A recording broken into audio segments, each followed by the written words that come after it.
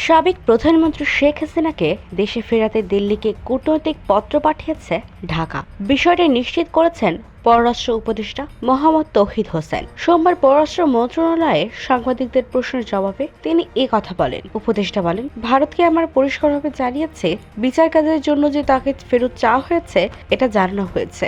কোন প্রক্রিয়ার মাধ্যমে তাকে ফেরত চাওয়া হয়েছে এমন প্রশ্নে তিনি বলেন, ভারত সরকারকে নোট ভার্বালের মাধ্যমে জানানো হয়েছে।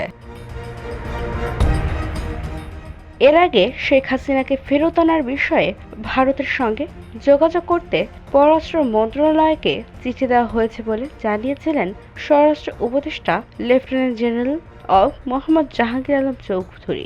তিনি বলেন, ক্ষমতাচ্যুত প্রধানমন্ত্রী শেখ হাসিনাকে ভারত থেকে ফিরিয়ে আনতে হবে। তার মন্ত্রণালয় পররাষ্ট্র মন্ত্রণালয়কে চিঠি দিয়েছে। তিনি বলেন, তার প্রত্যর্পণের জন্য আমরা পররাষ্ট্র মন্ত্রণালয়ে একটি চিঠি পাঠিয়েছে। এ বিষয়ে প্রক্রিয়া চলমান রয়েছে।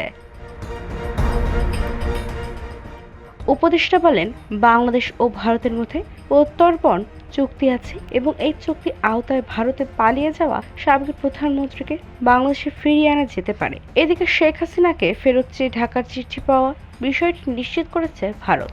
তবে এই বিষয়ে এখনই কোনো মন্তব্য করতে রাজি নয় দেশটি। সোমবার ঢাকার তরফ থেকে এ সংক্রান্ত একটি কূটনৈতিক পত্র গ্রহণ করার কথা জানায় ভারতের পররাষ্ট্র মন্ত্রণালয় মুখপাত্র রণধীর জয়সওয়াল বলেন, সোমবার বাংলাদেশ হাই কমিশন থেকে শেখ হাসিনাকে ফেরত চেয়ে পাঠানো একটি ভার্বাল নোট পেয়েছে।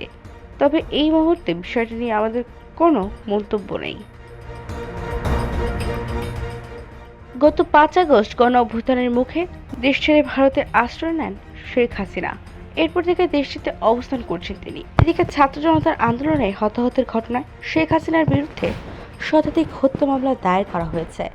এছাড়া আন্তর্জাতিক অপরাধ ট্রাইব্যুনালেও শেখ হাসিনার বিরুদ্ধে 46টি অভিযোগ রয়েছে। এসব অভিযোগ আমলে নিয়ে ট্রাইব্যুনাল গ্রেপ্তারি পরোয়ানা জারি করা হয়েছে।